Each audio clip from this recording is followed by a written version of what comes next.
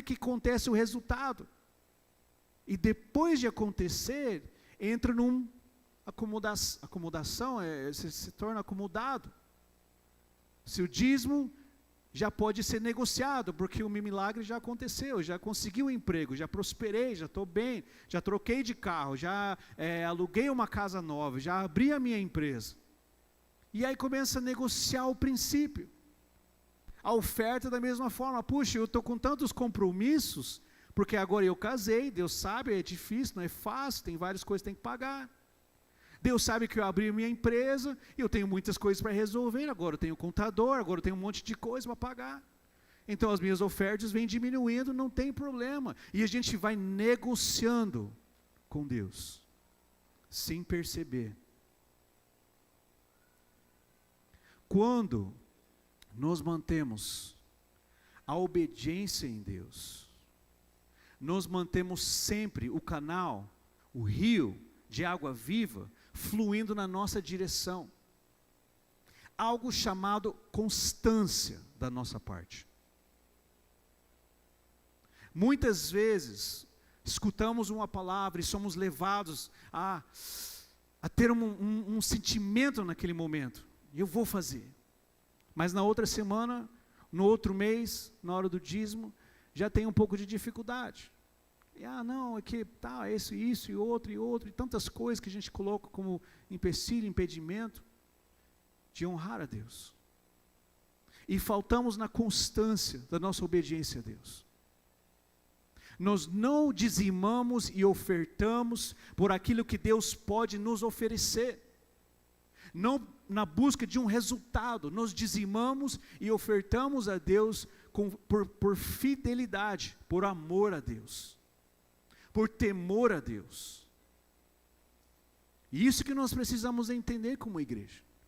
Uma igreja madura, que não vem somente quando está com uma necessidade, quando está com um desejo de algo acontecer.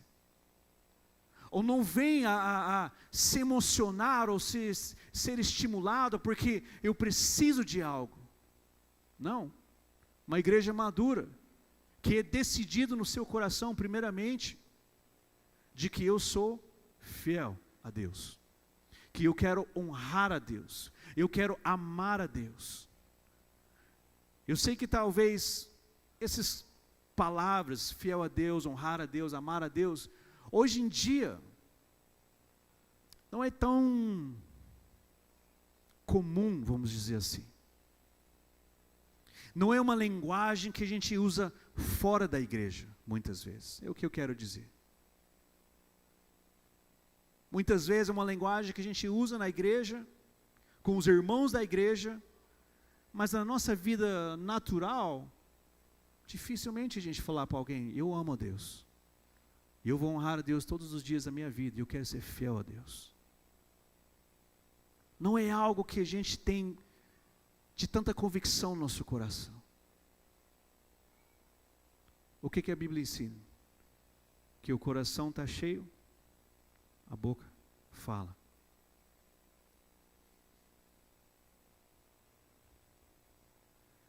Moisés aqui ouviu a voz de Deus a primeira vez e obedeceu. A segunda vez, ele diz assim para o povo, rebeldes, a gente vai ficar te dando água toda hora? Pô, peraí, não é ele, não é o Moisés que fez a água fluir, é a voz de Deus que faz fluir. E aí a altivez do coração dele, fez ele desobedecer a Deus, e fazer do jeito dele. Nós precisamos guardar o nosso coração. A Bíblia diz, é melhor obedecer do que sacrificar, ou de fazer aquilo que você acha que tem que ser feito. A obediência de Deus é o que nos guarda todos os dias, em todas as situações, independente qual é a nossa condição hoje. O problema é que muitas vezes a gente olha as nossas dificuldades e colocamos isso antes da palavra ou da promessa de Deus. Porque quando você sabe aquilo que você tem que fazer, falando do dízimo e da oferta, você sabe que você tem que dizimar, que você tem que, não tem, mas você pode ofertar. Nós pensamos primeiro na nossa dificuldade. Mas eu tenho tantos problemas, mas eu tenho pouco dinheiro, mas eu não consigo por causa disso. E aí nós mesmos colocamos os impedimentos de nós vivermos o sobrenatural de Deus, a promessa de Deus. Existe uma promessa sobre as nossas vidas, que no nosso interior fluirão rios de água viva, que nós seremos bênção, canal de bênção por onde nós andarmos, que nós daremos frutos e frutos que permanecem, que nós teremos vida e vida abundante. Eu quero chamar a tua atenção nessa noite, a entender que como igreja madura, é melhor você ser constante, do que ficar emocionado e querer fazer alguma coisa, para se agradar ou para agradar a outros. É melhor você manter a tua constância, fielmente honrando a Deus, no teu dízimo. Assim, quando você receber 10% pertence ao Senhor. Olhe para a pessoa do seu lado e fala: 10% pertence ao Senhor. E mandamento, lei, Malaquias 3. E a oferta é segundo o teu coração. Para viajar para o exterior, você precisa comprar dólar, não é verdade? E aí eu comprei uns dólares e veio uns trocados assim. Veio um monte de nota de $1, um monte. E tinha uma nota de $2. Eu não sei se você sabe, mas $2 hoje ele não pode ser mais usado como valor monetário. Ele não pode ser comercializado. Eu não posso comprar uma água com uma nota de $2. Ele não existe mais para fazer esse tipo de coisa. E o Luizão, antes de viajar, ele falou: quanto você quer nessa nota ali? Porque eu falei, esse aqui não pode ser usado. Ele falou: quanto você quer nessa nota aqui? Eu nem olhei a nota direito, só vi o número 2. Eu falei: não, pode pegar, né? Então, sei lá, quantos que é? R$10? Pode pegar, R$10. Ele pegou tal. E ele falou: será que vale alguma coisa? Naquele momento, eu lembrei da nota, quando eu olhei um segundo assim, olhei e falei: não tem valor. Quando ele falou, eu lembrei na minha cabeça, falei: putz, eu nunca vi uma nota de $2 com tinta vermelha. Ele estava escrito em vermelho assim. Falei: puxa, deve valer alguma coisa. Eu falei: deixa eu ver a nota. Ele falou: não, guardou no bolso. Falei: puxa vida. Aí eu pedi a nota, ele me deu a nota. 1928, a nota. Dá o quê? Quase 100 anos já. A nota. Está me ouvindo? Sim? Falei: puxa vida. Quase 100 anos uma nota. Falei: tá bom. Aí eu dei uma pesquisada e vale uns dólares a mais. E no Brasil deve valer mais porque não tem. Ele falou: não, vou pôr no Mercado Livre, vamos rachar meia. Falei: tá bom, pode ser então, glória a Deus. É claro que bateu um sentimento. Na hora que eu visualizei na minha cabeça, falei: putz, nunca tinha visto a nota com tinta vermelha.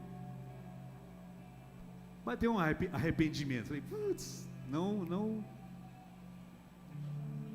Mas eu não sou apegado a nada. Não pedi a nota de volta. Falei: mano, te dei, tá tudo certo. A gente não pode ter apego a nada, porque as coisas deste mundo, o valor deles é humano e é passageiro. Acaba. No dia que Jesus voltar, nada disso vai ter valor. A gente não pode ter apego a nada. Se você quer ser um homem ou uma mulher generosa, coloca isso no teu coração: eu não tenho apego a nada. Nada é mais importante do que obedecer a Deus e honrar a Deus. Tudo que eu sou e tudo que eu tenho é para honrar e glorificar a Deus. Não importa. Amém? Quero te convidar a se colocar em pé nessa noite.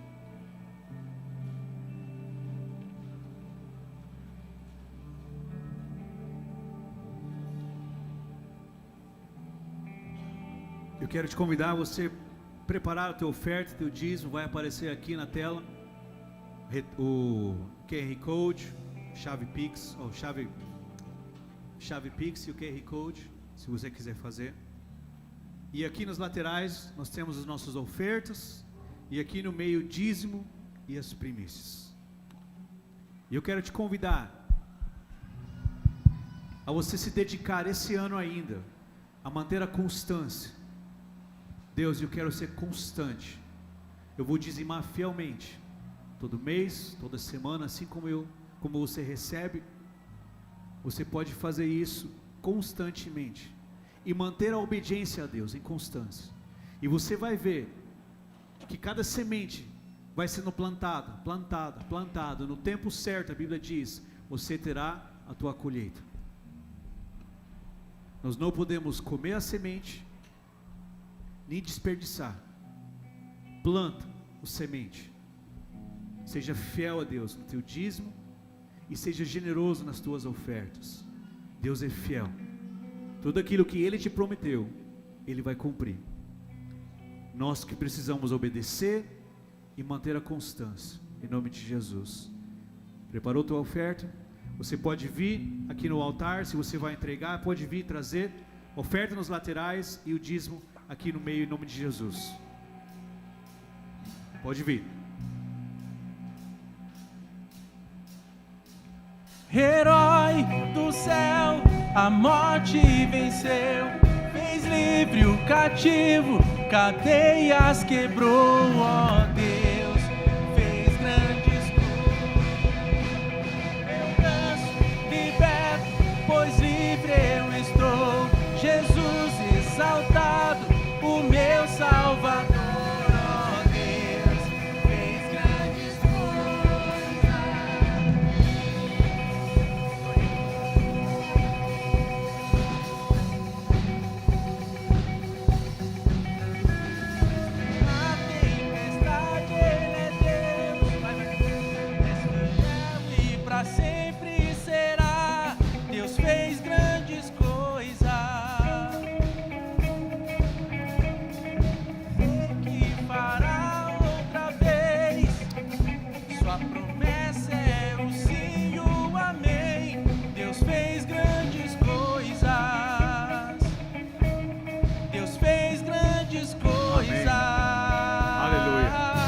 Quero te convidar a se colocar em pé, por favor. Vamos orar, consagrar ao Senhor. Estende sua mão nessa direção. Vamos orar, consagrar e profetizar. Senhor Jesus, nessa noite nós queremos consagrar a Ti, Senhor, cada semente de fidelidade, Pai, cada semente de generosidade, Senhor, em nome de Jesus Cristo, Senhor, que venha trazer sobre as nossas vidas a Tua bênção e a Tua fartura, Pai, o Teu favor em todas as coisas, Pai. Assim como Tua palavra diz que tudo que a gente fizer prospera, Senhor, para a honra e glória do Teu nome, Senhor. Que a gente se levanta em fé, crendo no Teu sobrenatural, no Teu poder, ó Pai, para resistir o diabo, resistir às mentiras, resistir à pobreza, à tristeza e à ansiedade, Senhor. Que nós vivemos os nossos dias alegres e felizes, ó Pai, sabendo que o Senhor suprirá todas as nossas necessidades. Tu és o Alfa e o Ômega, o princípio e o fim, Senhor. O Senhor está no controle de todas as coisas e da nossa vida, Pai. Se nós confiarmos em Ti, obedecermos a Tua voz, nós viveremos o melhor tempo da nossa vida, Pai. Nós e a nossa casa, Senhor. Eu quero pedir, Espírito Santo, a Tua bênção e a Tua proteção, Senhor, sobre cada servo, Pai. Cada pessoa aqui nessa noite que tem um plano, um projeto, um desejo no seu coração. Que o Senhor venha trazer, Pai, sabedoria, discernimento, entendimento, Pai, para que ele possa crescer e multiplicar em tudo que ele fizer, Senhor. Em nome de Jesus Cristo, Senhor. Cada um dos nossos planos e projetos são para glorificar o Teu nome, Senhor, para exaltar o Teu nome, Pai, para que da nossa boca saiam palavras de vida e de fé, Senhor. palavras, Senhor, que animam, palavras que levantam, Senhor, a outras pessoas, ó Pai, para entenderem que esse Deus que nós servimos e amamos, esse Deus que amamos, obedecemos e honramos, é o Deus que tem nos sustentado acima de todas as dores e todas as dificuldades, ó Pai. E isso servirá como testemunho, Senhor, para aqueles que não te conhecem, aqueles que viraram as costas para o Senhor, ó Pai, a voltarem aos teus pés, Jesus, serem tocados, ministrados e restaurados em nome de Jesus Cristo. Se você crê, diga amém, diga graças a Deus e dá um aplauso ao Senhor.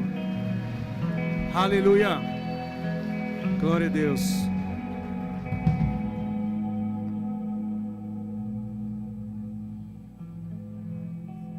Graça e paz, igreja do avivamento. Animados nessa noite? A gente está, né? Tem que estar, porque a gente queria estar em Dubai também hoje, não? Não? Pessoal com coração ansioso, porque vai subir o Sinai, não é? Eu acho que o pessoal tem dois sentimentos quanto a subir o Sinai, né? Que poderoso, que maravilhoso, e o outro é, será que eu consigo? Imagina, são 700 degraus, sabia? O Sinai. E esse degrau do Sinai, ele não é um degrauzinho assim. Ele é um degrau assim. Então, as pessoas dizem que subir o Sinai é uma vitória que você tem, é um ato profético que você faz. E nossos aqui, tem várias pessoas, né, que já foram. E tem o Luizão, que emagreceu, acho que uns 15 quilos para subir o Sinai, né? Nosso baixista querido. Então a gente está intercedendo, né? Deus, em nome de Jesus, ajuda o Luizão a chegar lá em cima. Dona Terezinha subiu o Sinai? Então tá.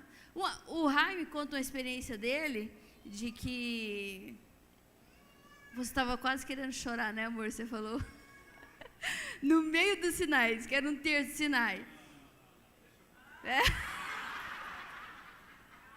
Se deixar ela contar, mano, aí... O que aconteceu? Vou explicar direitinho, tá? Você chega 4 horas da manhã, no pé da montanha. A primeira parte é trilha, cascalho. Você vai subindo assim, sabe? Zigue-zague assim, até chegar lá. Quando você chega, passa 2 terços. No último terço, é escada de rocha. Então, tem degrau assim, ele vai mudando. Aí eu fui subindo já nessa parte dos degraus. Aí teve uma hora que começou a tremer tudo aqui em cima do joelho. Assim. Falei, puxa, será que eu não vou conseguir? Faltava pouco, sei lá, uns 100. E estava tremendo tudo aqui em cima. Falei, caraca, será que eu vou? Quando eu olhei lá em cima, tinha um senhor que ele estava maior do que eu. Bem maior. Aí eu falei, não. Aí eu comecei, isso me deu força, não sei o que aconteceu naquela hora. Foi a força que eu precisava e eu consegui subir lá em cima.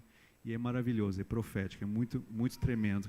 Em nome de Jesus, você também vai ter essa experiência e você vai conseguir chegar no top, em nome de Jesus, amém? Obrigado. Era quase isso que eu ia falar. Tem uma história que conta, meu pai contava que teve um ano que eles estavam subindo no Sinai, e difícil, sempre tem gente que sofre muito, né?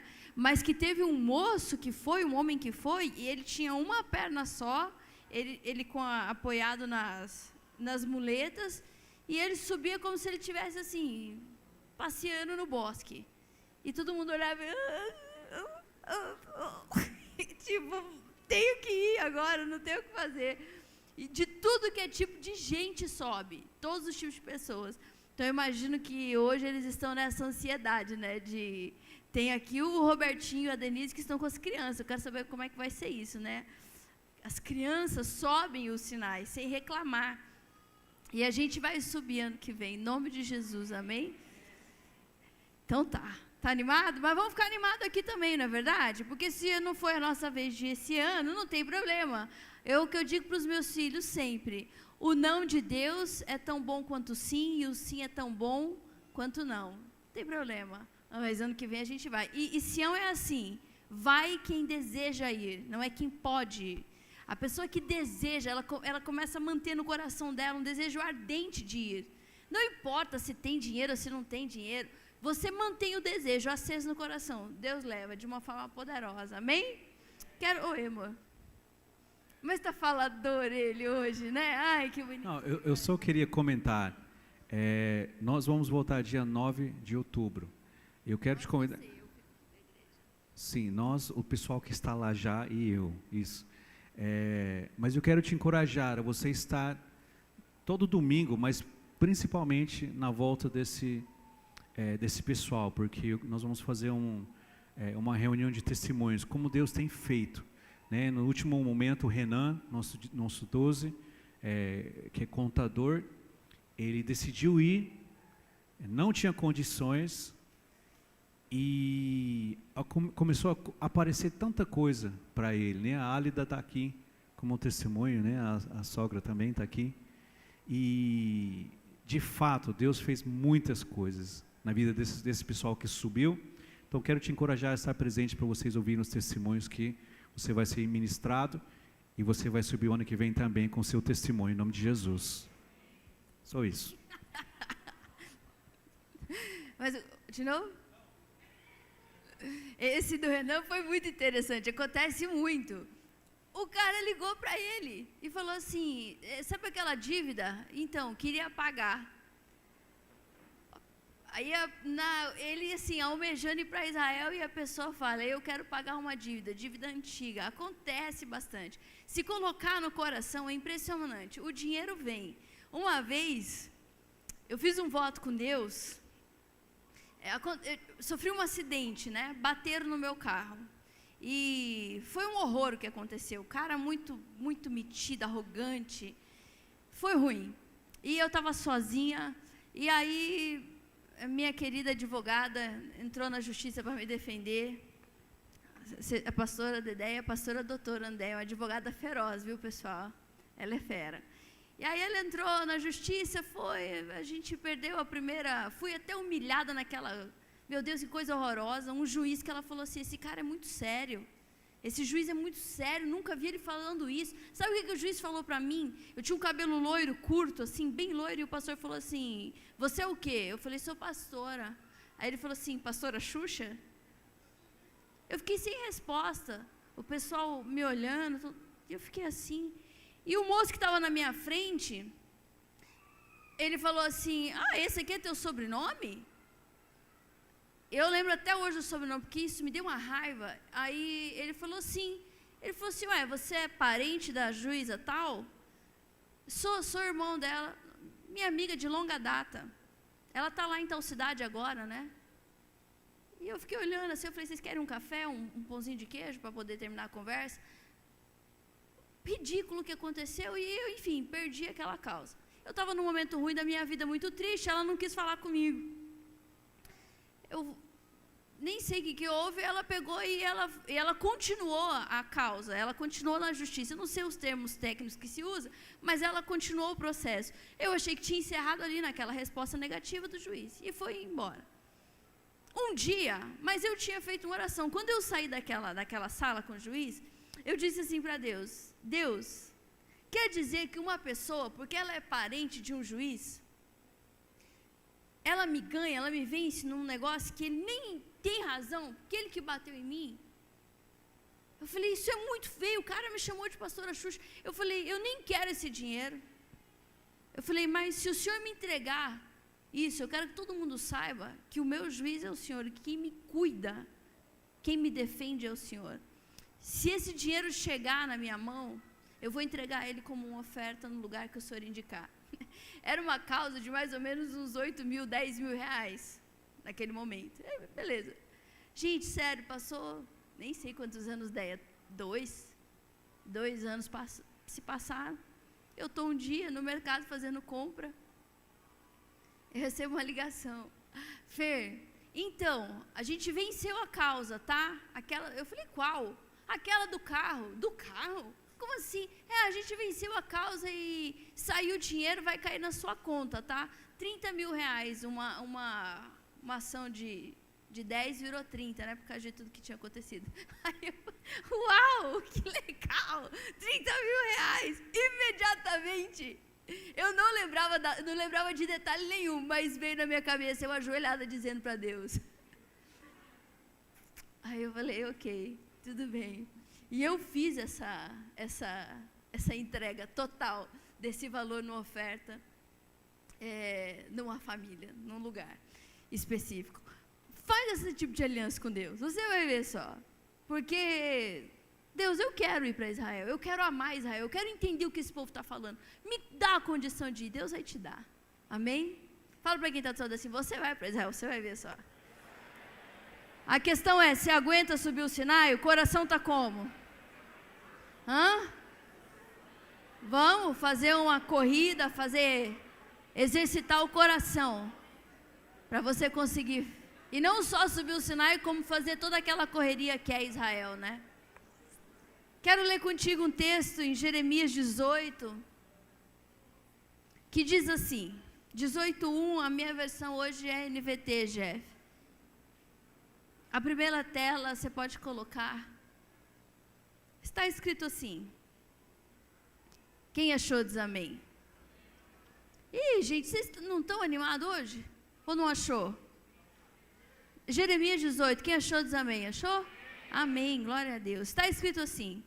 O Senhor deu outra mensagem a Jeremias. Desça até a casa do oleiro e eu lhe falarei ali. Fui à casa do oleiro e o encontrei trabalhando na roda. Mas o vaso de barro que ele estava fazendo não saiu como desejava. Por isso ele amassou o barro e começou novamente.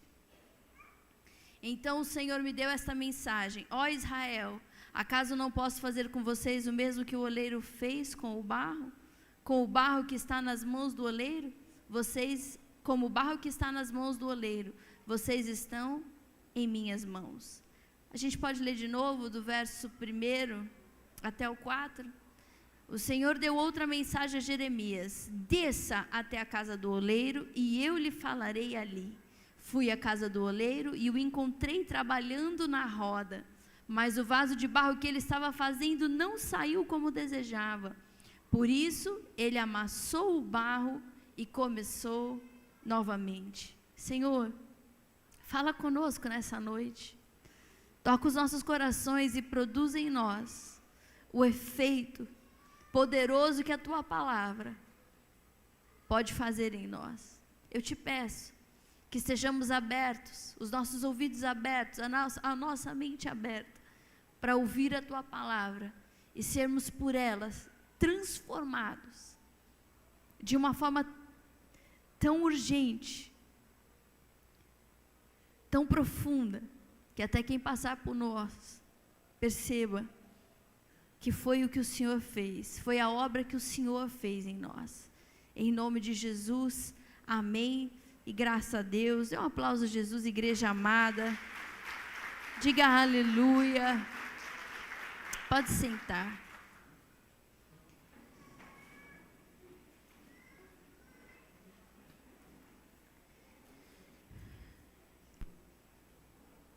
Tem uma história bem bonitinha que eu já ouvi algumas vezes e hoje me lembrei dela.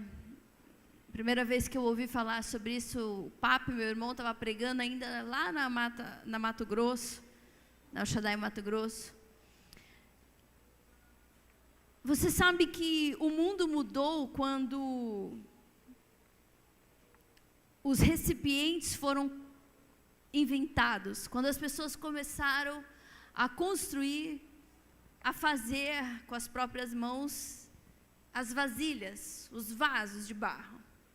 Tudo era muito urgente antigamente. E o tanto que você conseguia aqui agarrar na tua mão era o que você conseguia transportar para um lugar e ter aquela comida. Mas depois que eles inventaram, que o homem inventou o vaso, o pote, de vários tamanhos, as pessoas já não tinham tanta urgência assim.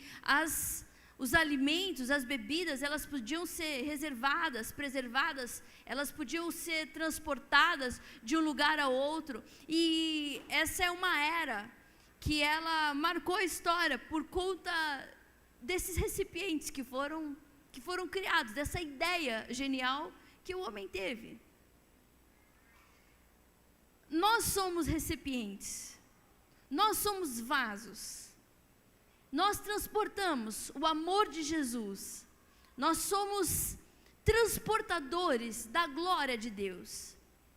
Jesus morreu, esteve aqui entre nós, mas Ele ressuscitou e está à direita do Pai. Mas Ele deixou em nós impresso o caráter dele. Todo aquele que vive com Cristo é um pequeno cristão. Quando as pessoas olham, é igual essa semana eu estive com a minha avó, a mãe do meu pai, e alguém perguntou para mim assim: mas você é a... Eu falei, eu sou a Fernanda do Edilson. A Fernanda do Edilson.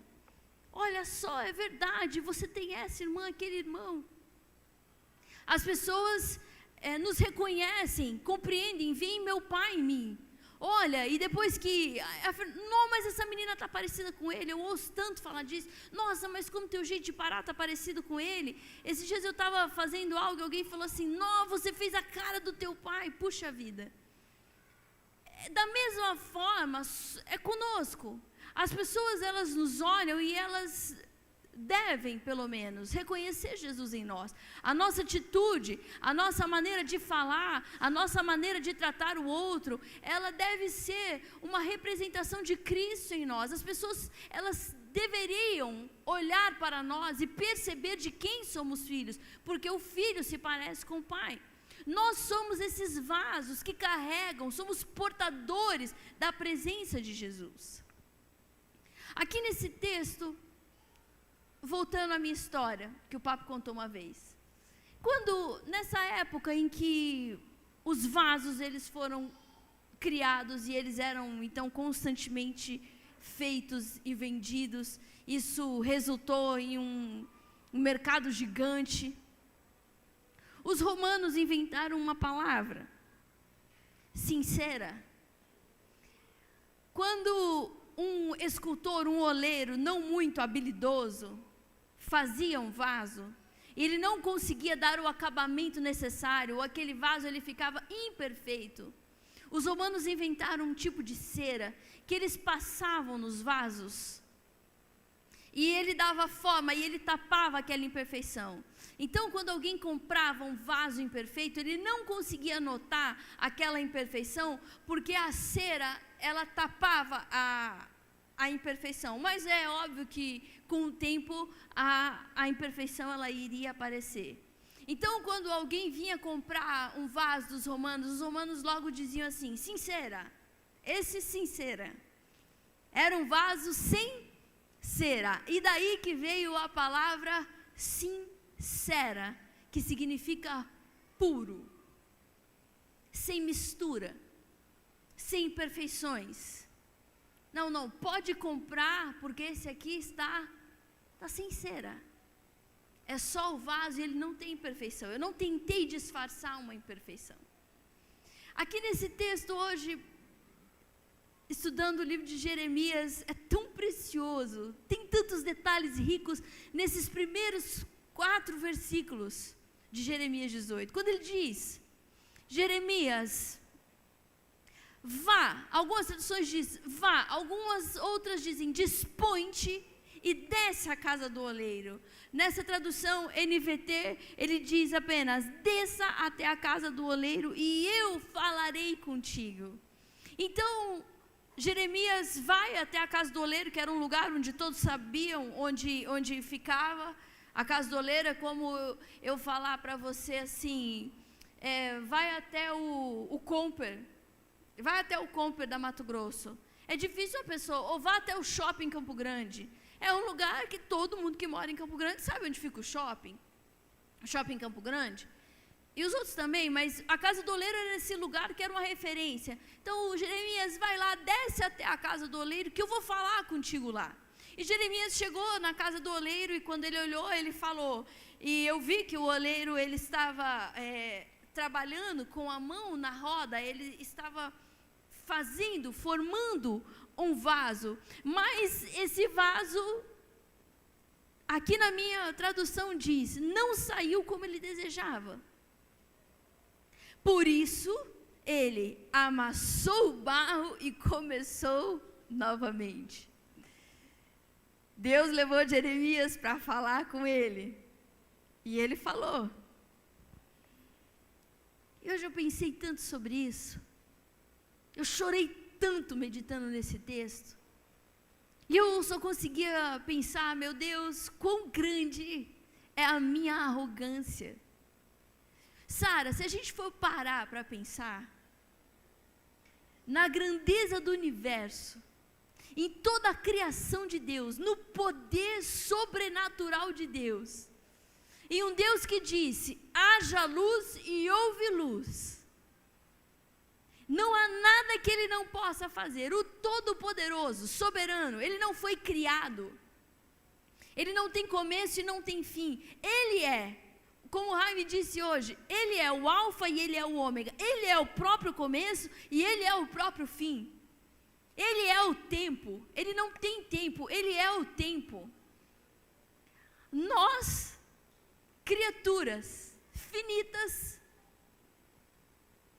limitadas, tão pequenas, uma poeira no universo, a gente consegue dizer para o oleiro o que ele precisa fazer.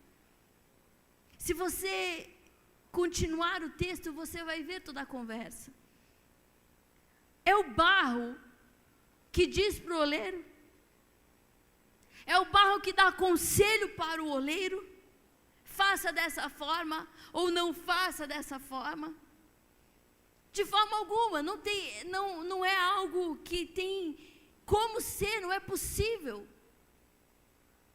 O oleiro é quem forma o vaso, e é ele quem decide se esse vaso está pronto, se ele se transformou em algo de acordo com a vontade dele, se saiu como ele desejava, se aquilo se tornou um vaso de honra ou não. E é ele quem decide se ele faz de novo, se ele amassa ou se ele dá continuidade na produção. Vai para o forno, vai para ser pintado, pode ir indo. Nós temos um relacionamento com Deus muito equivocado. A nossa maneira de nos posicionarmos em Deus, ela é muito equivocada. Por causa da nossa arrogância, porque não compreendemos a pequenez de quem somos. A gente dá muito crédito, muito valor à nossa própria existência. Mas nós somos finitos, limitadíssimos. A Bíblia fala que nós somos como a erva que nasce pela manhã e à tarde já não existe mais. Um suspiro. Se nós compreendêssemos esse relacionamento, se a gente compreendesse a relação do oleiro com o barro, quem é que domina sobre quem? Quem é que decide o quê? Quem é que faz como deseja? A nossa vida seria fluida. Nós não precisaríamos ser, por tantas vezes, amassados de novo, comprimidos, esticados, apertados, incomodados, pressionados. Se a gente compreendesse, se o nosso coração apenas respirasse fundo e dissesse, nas mãos do oleiro, eu estou no lugar seguro, eu sou para Ele, eu que existo para Ele, não é Ele que existe por mim, eu que estou na história dEle, não Ele que está na minha história. Geralmente nós nos posicionamos assim, como protagonistas da história, nos chateamos demais, nos aborrecemos demais, damos palpite demais. Não temos compaixão das pessoas de forma nenhuma. A própria igreja, você percebe?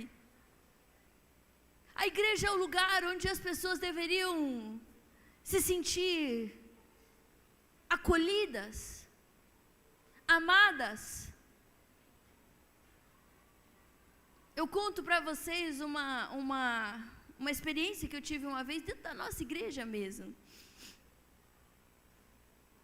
Uma moça que foi na igreja e ela foi com um vestido bem curto, assim, um corpo bem bonito, uma morena bonita, de pernas torneadas, assim, um cabelo comprido. E ela estava com um vestido bem justo. E ela estava sentada lá atrás, a igreja estava muito cheia. Aí ela veio no corredor assim, e ela passou lá para fora, lá na Jaci, lá para ir no banheiro, assim, lá quando a gente ainda estava lá. E aí, eu, que estava sentada na primeira cadeira, olha como que é impressionante. Eu não estava olhando para trás para ver quem estava olhando ela, mas eu senti os olhares. Eu só olhei para cá, de um lado e para o outro. E não tinha ninguém que não estava assim. Porque quando ela passou por lado de lá, o vestido dela, ele fazia uma cava assim, quase aqui até o começo do bumbumzão dela. E aí, quando ela passou, aí sim que foi aquela...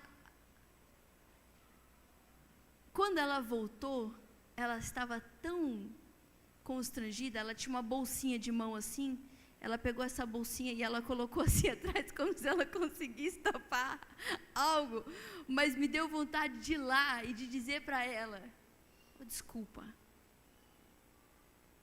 perdão, vamos lá que eu vou te ajudar você ir para o seu lugar, vamos, porque ela se sentiu tão imensamente constrangida pelos olhares das pessoas, pela reprovação das pessoas.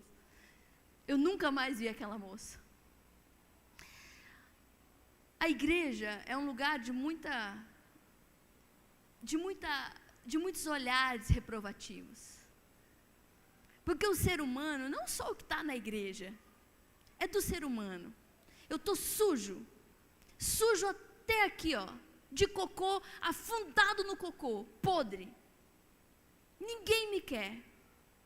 Meu pai dizia assim, tirou o nariz do cocô, não precisa ser o corpo inteiro, só o nariz. Só tirou aqui o narizinho para fora. Ele já fica metido. Essa é a condição, é a maldição da nossa espécie. Nós somos assim. A gente fica limpo, e ao invés de olhar para o outro que está sujo ainda, e tentar de alguma maneira acudi-lo, limpá-lo, vem, eu te ajudo, o nosso olhar ele é de condenação. Até o nosso discurso é de condenação. Até, às vezes eu vejo até palavras bonitas de gente que prega, não venham todos. Eu percebo na pessoa um ar de altivez. E não adianta, você pode ser uma pessoa que pregue aquela liberdade, a igualdade. Não importa. Você pode ser quem você for. Vem que eu sou seu amigo, não quero saber o que você é. Que também não é isso, também não vai fazer diferença nenhuma. Você não ama essa pessoa, se esse é só o teu discurso. Mas você pode ser essa pessoa que abrace a todos e ainda assim cultivar dentro do teu coração um sentimento de soberba e de arrogância, porque você acha que você é melhor do que o outro que é arrogante, do que o outro que rejeita. E na verdade, a coisa certa é, a Bíblia diz, considerai uns aos outros superiores a si mesmo. Não somos nós que decidimos quem é o quê. Ninguém pode emitir juízo sobre o outro, porque às vezes você pode olhar uma pessoa. Hoje eu estou super arrumadinha. Eu gosto de vir arrumada para o culto. É uma coisa que meu pai e minha mãe, eles imprimiram na gente. Meu pai e minha mãe tinham uma regra. A minha casa era uma casa cheia de regras. Meu pai dizia assim, a primeira usada da roupa nova que o papai compra é no culto, tá bom? E se fosse o culto de Santa Ceia, era nesse culto que ele queria que a gente fosse com a roupa nova.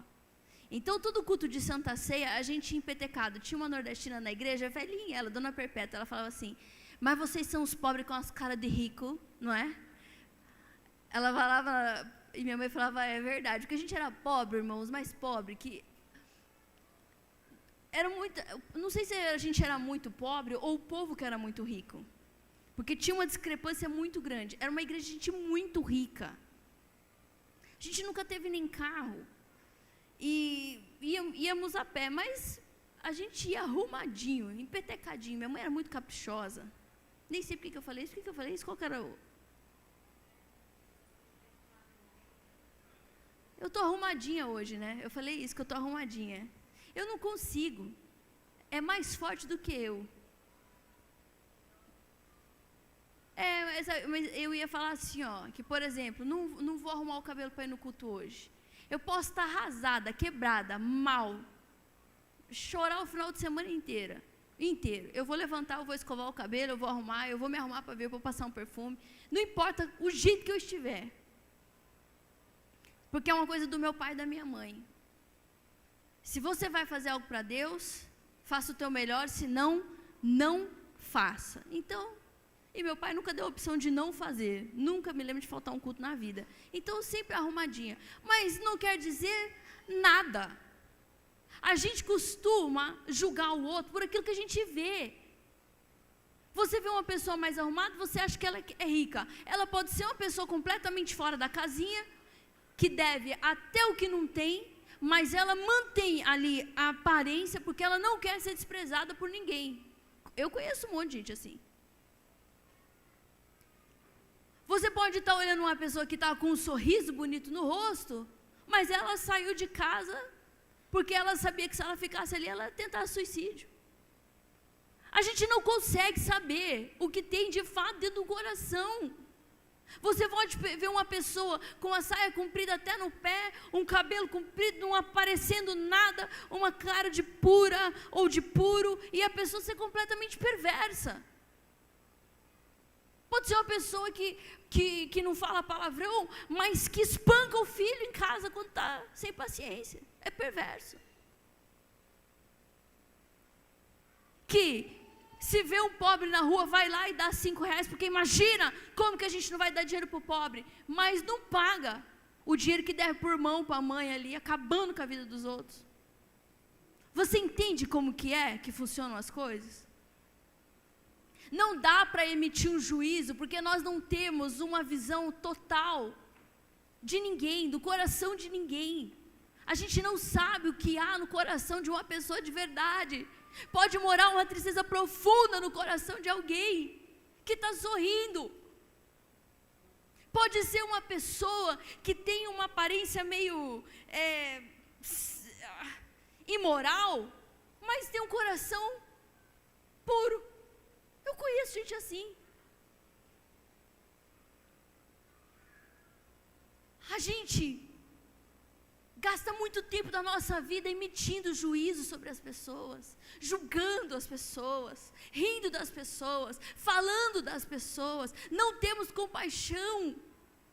A gente não tem compaixão de quem está do nosso lado. A gente não consegue perceber a dor de quem está sofrendo bem do nosso lado. A gente não consegue perceber que tem um filho ansioso, que tem um filho que tem baixa autoestima, provocado às vezes pelo meu discurso. Não consegue. Mas quando a dor dói em nós, aí o negócio fica diferente. A dor que é nossa, ela atinge a gente de uma forma muito diferente. A dor do outro, ela é até suportável. A dor do outro não é tanto assim. A dor que vem para mim, a dor que atinge o meu orgulho, que fere quem eu sou, essa sim provoca em mim um turbilhão de emoções, de sentimentos, de palavras erradas na presença de Deus. Eu li uma frase hoje que eu falei, meu Deus do céu, eu até escrevi assim embaixo. Eu sempre pensei assim: é melhor você falar com Deus do que você falar de Deus ou falar de você. Porque é bem provável que você caia no orgulho quando você fala de você mesmo, que você se autopromove, da autopromoção. A gente é ridículo. A gente olha para nós e acha que nós somos bons. A gente olha para o outro e acha que o outro é um zero. O que eu faço é precioso. O que o outro faz, E quando a gente se aproxima de Deus, a gente não consegue parear isso aí. A gente não consegue disfarçar quem somos. Por isso que grande parte das frustrações da nossa vida estão relacionadas com o fato de que Deus não ouve as nossas orações.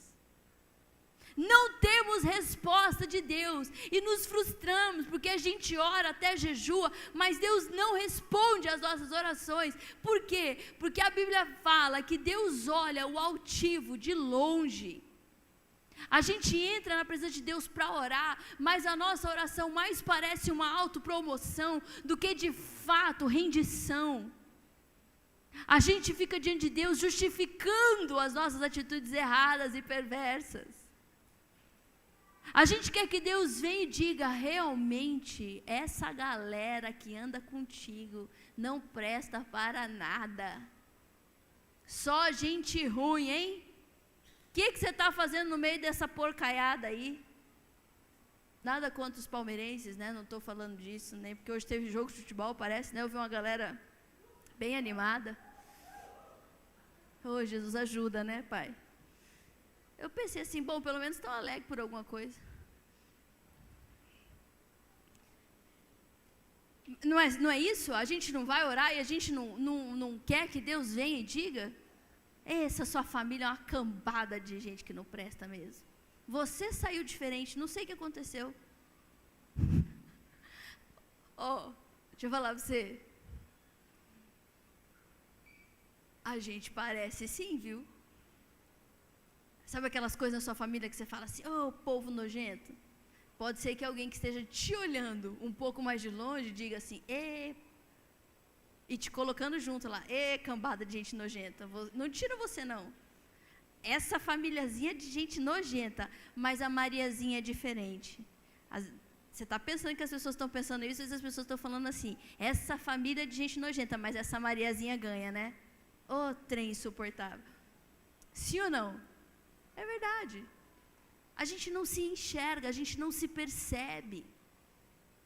Por isso que quando o oleiro vem, Débora, e amassa o que já está inteiro, a gente se ressente. A gente se ofende com o oleiro. A gente não gosta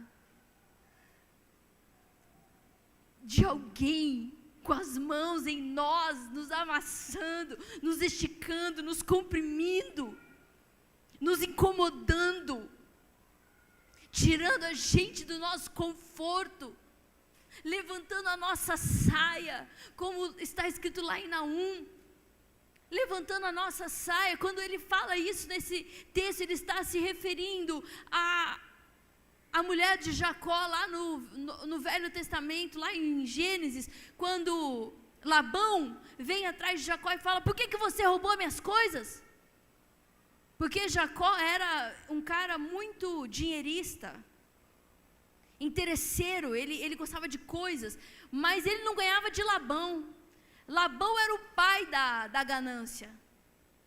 O cara era desesperado por dinheiro, e ele veio atrás. Cadê meus deuses? Porque os deuses, eles eram revestidos de ouro, eles eram caríssimos, os santos, as imagens. E quem pegou, porque era também dinheirista e gananciosa, por isso que eles eram apegados, Jacó e Raquel. É Jacó e Raquel. Raquel.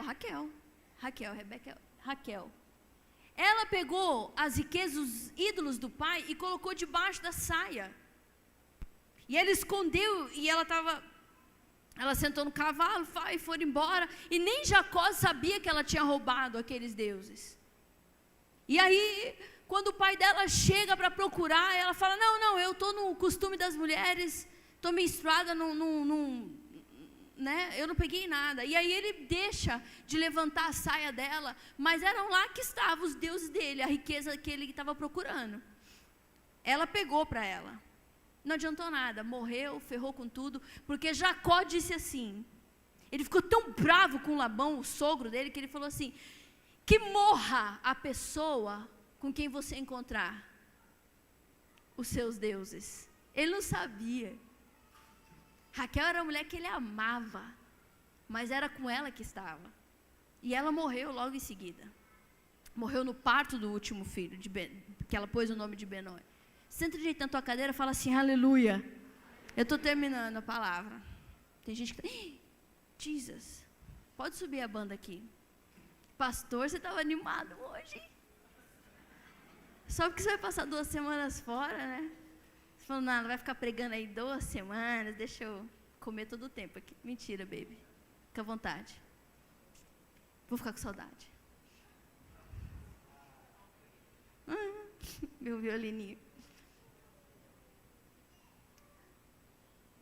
Por isso que naquele texto em Naum ele diz, pode colocar a próxima, ele falou, eu vou levantar as tuas saias e eu vou mostrar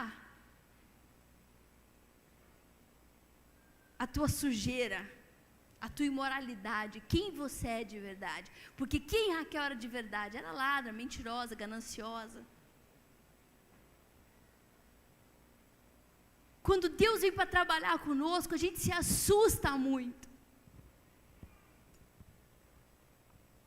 Deus, quando Jeremias viu que ele estava fazendo o vaso, o oleiro estava fazendo o vaso, não saiu do jeito que eu queria, porque Deus, ele faz vasos necessários, úteis e belos. Deus une as 3 coisas. Um vaso necessário, útil e belo. É o que nós somos, é o que Deus quer fazer de nós. Alguém útil, necessário e belo. Belo por dentro, belo por fora. Sem cera, sem imperfeições, sem pequenos quebrados, rachados que precisam ser disfarçados. Eu não quero ser disfarçada. Eu não quero ser uma pessoa que parece que é necessário, que parece que é útil, que parece que é bela, mas se você chegar bem perto de mim, ou se o tempo passar, você vai perceber as imperfeições, as rachaduras, que eu não sou bem aquilo que eu demonstro ser. Eu quero ser aquilo que Deus desejava que eu fosse quando Ele estava me moldando. Tinha um pensamento na cabeça dele, tinha uma imaginação na cabeça dele a respeito de mim. Peter, tem uma imaginação de Deus a respeito de você, tem um pensamento a respeito do que Ele quer fazer contigo. A gente não gosta muito dessa conversa. E o problema é que Deus não joga vasos imperfeitos, Ele não atira no lixo, Paulo, Ele não se desfaz de pessoas que às vezes eu e você, Paulinho, a gente olha e fala assim, deu. Ele não.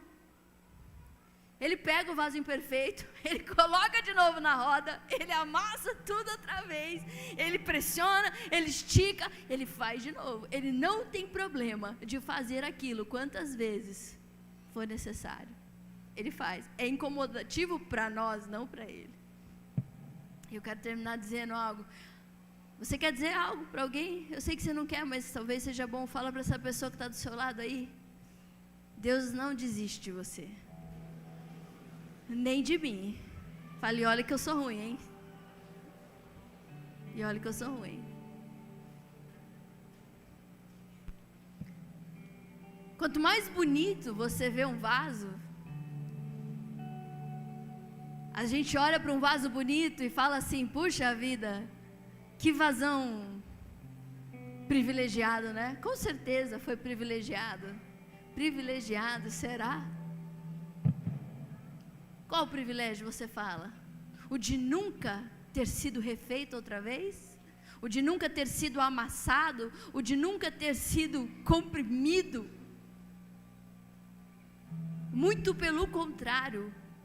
Quando você percebe um vaso bonito, sem cera, pode saber que aqui é um vaso que aceitou, que se submeteu às mãos do oleiro, às mãos de amor e de paciência do oleiro. Deus nos molda de acordo com seus propósitos eternos. Não tem ninguém que nasceu por um acidente. Eu estou aqui por um acidente, o tempo passou, não tem nada para eu fazer. Eu quero dizer para você que se você nasceu, é porque há um propósito eterno. O céu desejou que você nascesse. Tem sim algo a ser feito. Tem algo que, aliás, somente você pode fazer. Tem gente que vai para o céu só porque você nasceu. Tem pessoas que vão ser alcançadas pelo amor de Jesus só porque você nasceu. Muda o pensamento, irmão querido. Se você coloca os teus olhos naquilo que é passageiro, naquilo que é efêmero, naquilo que é frívolo, superficial, você se entristece com coisas simples que não aconteceram, você se entristece por causa de uma pessoa que te rejeitou, pelo fim de algo, por algo que demorou para chegar. Se essas coisas têm poder de te mover tão grandemente, então você não entendeu. A Bíblia diz que nós não devemos nos apegar àquilo que é passageiro, mas nós devemos olhar para aquilo que é eterno. Eterno. A gente precisa olhar para o céu e compreender: se eu nasci, se eu estou aqui, eu preciso compreender o que Deus quer que eu faça. Enquanto eu trabalho, enquanto eu cuido do meu filho, enquanto eu lido com esse casamento, enquanto eu estou aqui fazendo algo, produzindo algo, ainda assim tem algo a ser feito. Porque geralmente o que Deus quer que nós façamos está relacionado com pessoas, não é com coisas. Deus não se importa para essa mesinha, por quanto que ela custou. Deus não se importa por esse baixo. Deus não se importa com essa guitarra, quanto que custou. Essa roupa que eu estou vestindo, quanto que custou. Deus não se importa com essas coisas. Deus quer saber a pessoa que está do seu lado hoje, como ela está. Tem algo que você possa fazer que vai tocar essa pessoa? Tem algo que você possa falar que vai tocar essa pessoa? Tem alguém que está indo para o inferno e a tua vida é aquela que chega e diz: não, vamos dar meia volta, tem um outro caminho para se fazer. Jesus te ama, Ele te salva, Ele te restaura, Ele te cura. Eu quero te ajudar. O propósito de Deus para as nossas vidas está relacionado com as pessoas. Por isso que tem tanta gente triste no mundo, gente. Principalmente os crentes, tristes porque eles não tiveram aquilo que eles queriam, porque eles ficam frustrados pelas respostas de Deus que não vêm, porque eles estão olhando para coisas desse mundo natural, e aí eles se frustram com as pessoas. Eu me frustro porque o Claudemir não me obedeceu, porque o Claudemir não me convidou para o aniversário dele, porque ele não me deu o presente. Eu me frustro com você. Ou porque você me olhou com um olhar de reprovação. Que crente que você é? Quer saber? Você também olhou para mim com um olhar de reprovação. Então quer saber o que eu vou fazer com vocês todos?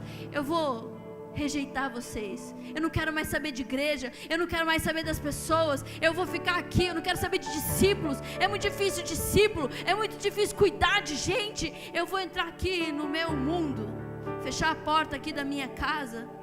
Eu fico sozinho com Deus, pelo menos eu não me frustro. Tá tudo errado, vai dar tudo errado. Vai dar tudo errado. Você não vai aguentar. Porque na métrica aqui, na lógica do nosso pensamento, eu estou me protegendo. Eu não estou se protegendo. Você está se tornando um alvo de Satanás. Você está saindo daquilo que Deus colocou a gente para aqui, ó, arregaçar as mangas e trabalhar. Quantas vezes você fala para o teu filho te obedecer? Aquele pequeno, num dia só. Muitas vezes. Ele te obedece todas as vezes? Não. No outro dia amanhece, parece que ele resetou a cabeça dele. O que você faz de novo? Fala de novo. Você odeia ele? Você tem vontade de ir lá e abrir o portão e falar assim: vai embora, garoto, e não volta mais aqui, seu desobediente. Você faz isso? Você faria algum dia na sua vida? Sabe por quê? Porque você ama ele.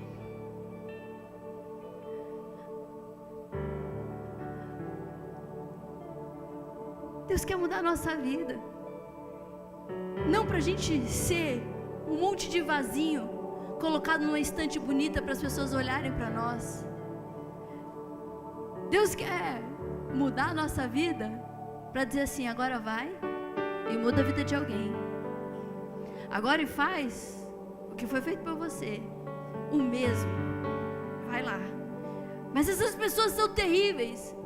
Exatamente como você. Mas eu te amei. Te amo. Quantas vezes você precisar, eu vou te perdoar. Eu vou te ajustar. Faz o mesmo. Faz o mesmo. Hoje começa o Yom Kippur, Israel. O dia do perdão. Os judeus acreditam que todos os pedidos que eles fazem a Deus no ano inteiro são duas festas juntas. Rosh Hashanah e o Yom Kippur. É o ano novo e o dia do perdão. Eles acreditam que todos os pedidos que eles fizeram a Deus esse ano só serão respondidos no dia do Yom Kippur, dependendo da maneira que eles se comportarem no Yom Kippur. Porque o Yom Kippur é o dia deles pedirem perdão a Deus por todos os seus atos de pecado, mas de principalmente perdoar a todas as pessoas que ofenderam eles.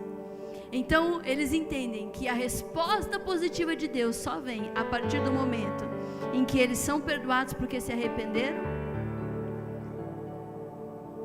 e quando eles perdoam aqueles que ofenderam a eles.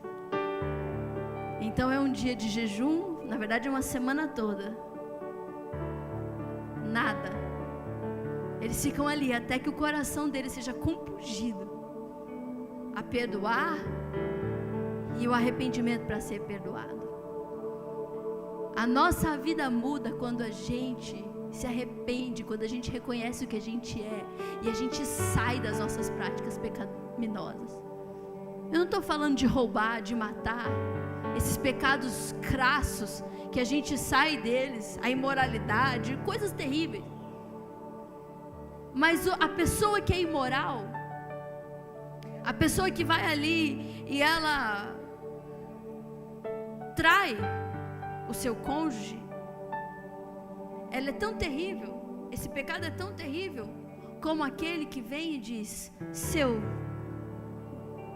crentinho, você tem uma cara de metido, seu orgulhoso, com essa camisetinha nova, você acha que você é melhor do que eu? É pecado igual. Estou te julgando. Você tem uma carinha de gente, sabe, que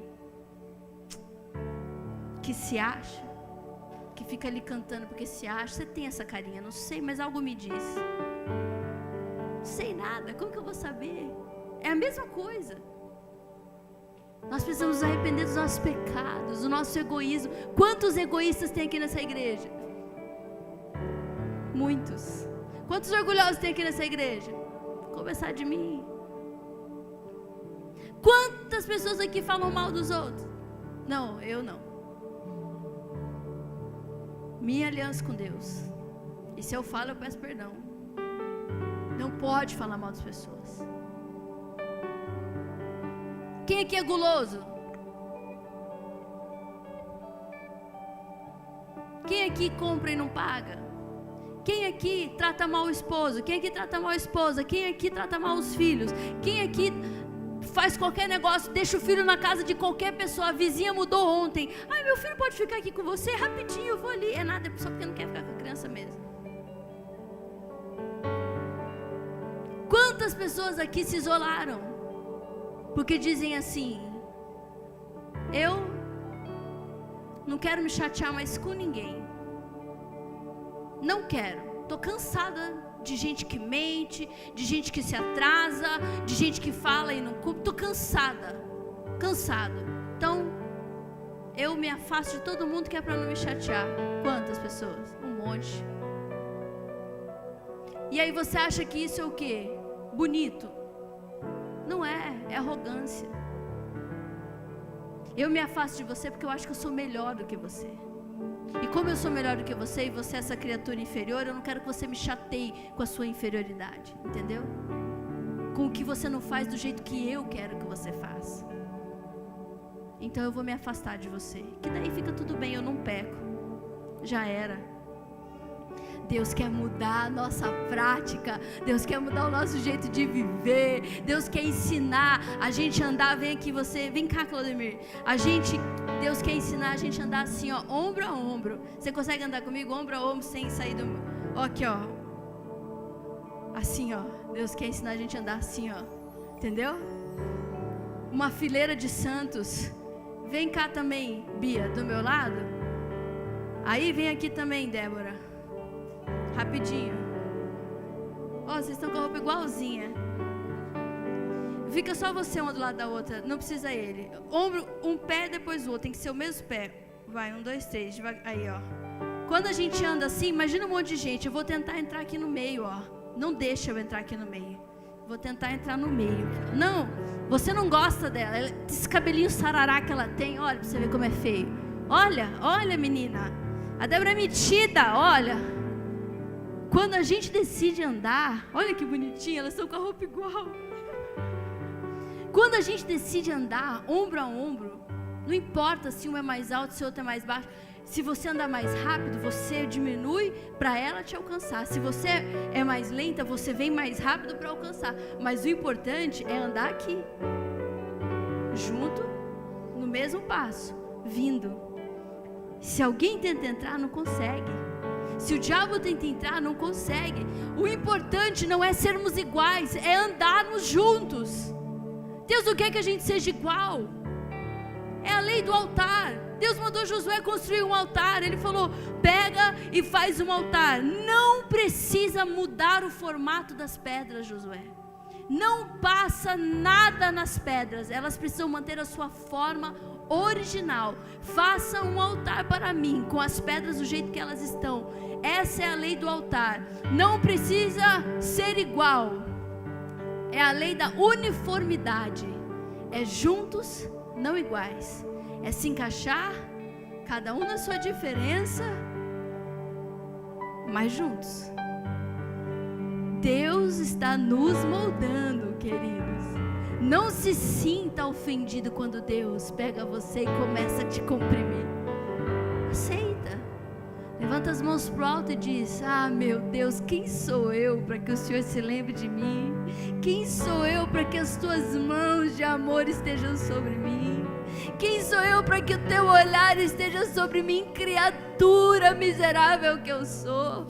Fala comigo, muda minha mente, me ajusta para viver ao lado do meu irmão. Me ensina, Senhor, me ensina, Senhor. E Ele vem, Ele te ensina, porque Ele não desiste. Você quer se colocar em pé nessa noite?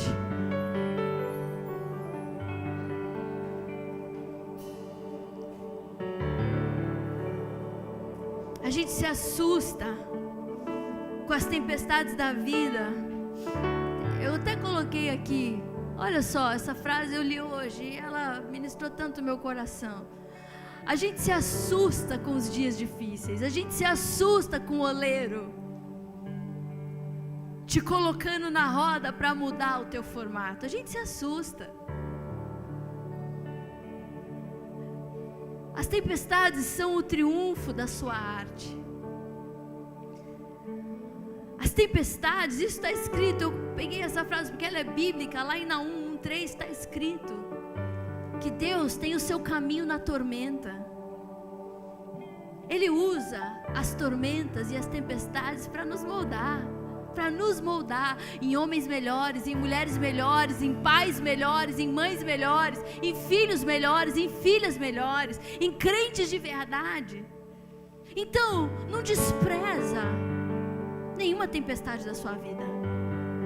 Não despreza o desconforto financeiro, o desconforto no relacionamento, o desconforto do filho ali na adolescência, o desconforto dentro da vida espiritual. Não despreza o não de Deus, não despreza. Diga para Ele: eu quero ser Senhor.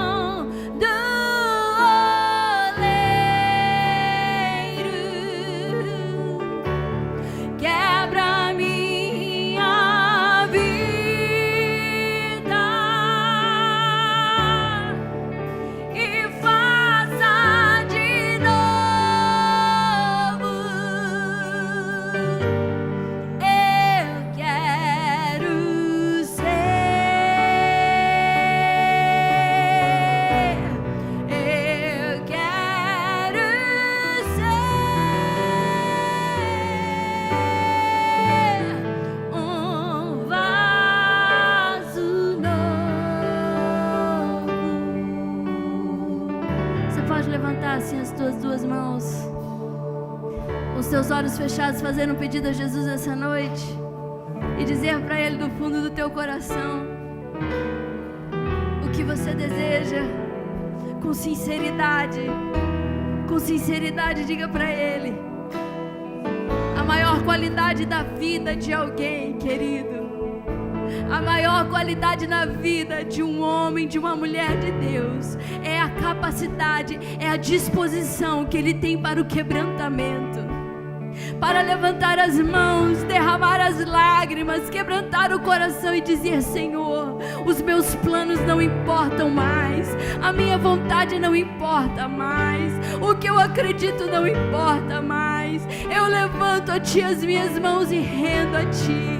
Eu rendo a Ti tudo que sou, tudo que eu quero, os meus projetos, os meus sonhos, as minhas dores, as minhas frustrações. Eu sou como um barro nas Tuas mãos. Se não estou como o Senhor deseja, o Senhor pode fazer de novo, pode fazer de novo. Diga para Ele, meu amado irmão, porque Ele te ouve nessa noite, Ele te ouve e te atende. Toda tristeza do seu coração hoje, dê lugar ao quebrantamento. Que não andemos tristes por aí, vagando por este mundo como criaturas sem destino, mas que o nosso coração esteja quebrantado todos os dias, rendido à vontade do Deus eterno. Que todos os dias, ao abrirmos os nossos olhos, a nossa primeira palavra seja: a Ti toda honra, a Ti toda glória. O meu coração suspira e anseia por Tua presença. Eu rendo a Ti a minha vida. Eu não desprezo essa tempestade, eu não desprezo a tormenta, porque eu sei que Tu estás presente na tormenta, eu sei que Tu estás presente na angústia. A minha vida é para Ti, tudo que eu tenho é Teu, Senhor. Aleluia, aleluia, aleluia. Diga, igreja: eu quero ser Senhor amado. Diga bem forte: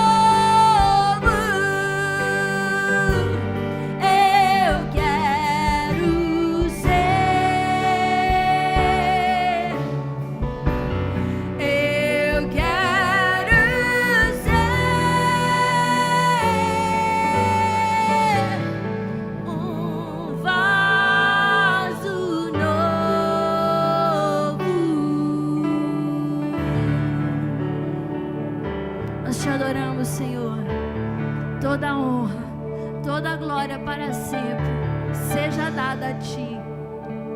Nos dias ensolarados e nos dias nublados da nossa vida, Te daremos toda honra e toda glória. Amadurece o nosso coração, nos faz compreender quão grande é o Teu amor por nós. Ensina-nos, Senhor, e andaremos pelos Teus caminhos, em nome de Jesus. Igreja, não tenha muita certeza de nada. Não bate no peito e diga: comigo é assim. Ninguém vai fazer assim comigo. Ninguém fala comigo. Estou cansado. Não faz isso. Nunca diga essas frases tão definitivas assim. Você pode ser definitivo para dizer: eu vou para o céu, pronto, acabou. Eu não deixo Jesus jamais. Aí sim. Mas você pode soar muito arrogante diante de Deus, dizendo, finalizando as pessoas, finalizando as tuas alianças, os teus relacionamentos. Essa pessoa nunca mais. Não fala isso. Você não sabe. E quando você ficar muito perdido, entristecido, angustiado, entre no teu quarto. Com razão, sem razão, com força ou sem força. Fecha a porta do quarto. Pega a tua Bíblia. Coloca uma adoração, uma canção. E fica ali por pelo menos 15, 20 minutos. E se não conseguir sair uma palavra da tua boca, não importa. Fica ali e diga para Ele: eu estou aqui, eu estou aqui. Eu sou Baal, o Senhor é oleiro. Se você conseguir dizer algo, diga. Diga para Ele assim: eu acho que eu sei, mas eu não sei. Eu sou igual ao meu filho, criança pequena, não sei de nada. Faz a tua vontade na minha vida. Me ensina. A misericórdia de Deus vai vir, vai te abraçar de uma forma tão poderosa. Não precisa justificar, não precisa dizer que tal pessoa, nada. Se arrepende, se humilha e diz para Ele: sou criança pequena, não sei como fazer, não consigo resolver a situação do meu casamento, não consigo resolver a situação financeira, eu não consigo. A misericórdia de Deus vai te abraçar e você vai conseguir descansar o teu coração. Descansar o teu coração. Amém? Não fique apertando botões, não saia pedindo ajuda em qualquer lugar. Vá diante de Deus, é onde tudo começa e é onde tudo termina. Que o Senhor te abençoe nessa noite. E que ao invés de tristeza, por falta de esperança, tristeza de cansaço procurando respostas, que você sinta quebrantamento no teu coração. Que se for para chorar, seja na presença de Deus, quebrantado, rendido, porque aí a resposta do céu vem na nossa direção. Põe tua mão assim, olha, na posição de receber, uma conchinha assim. E nós vamos juntos, no 3, bem forte. 1, 2, 3. O Senhor te abençoe e te guarde. O Senhor faça resplandecer o seu rosto sobre ti e tenha misericórdia de ti. Que o Senhor sobre ti levante o seu rosto e te dê a paz. Um forte aplauso acima da sua cabeça e diga: aleluia! Aleluia! O Senhor é conosco. O Senhor está conosco. Nós teremos vitória nas nossas guerras. Não desespera o teu coração. Confia. Alegra teu coração. Ele nos ama. Amém? Está trabalhando com a gente. Vai dar tudo certo. Um beijo. Deixa eu te dizer uma coisa. Isso, se o seu filho ainda não fez a inscrição do Holy Camp, as inscrições estão ali na frente, tá bom? Vai ter macrocélula quinta-feira aqui na igreja, vai ser poderoso, vai ser uma noite de milagres. Nós vamos orar por milagres quinta-feira, por impossíveis.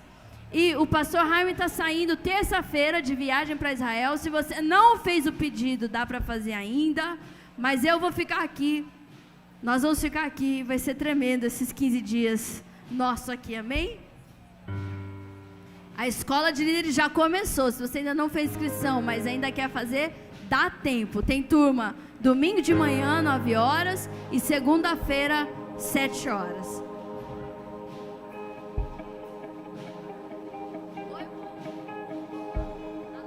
Você viu? Não acabou a luz e nem vai acabar mais, em nome de Jesus. Deus te abençoe. Um beijo, até quinta-feira.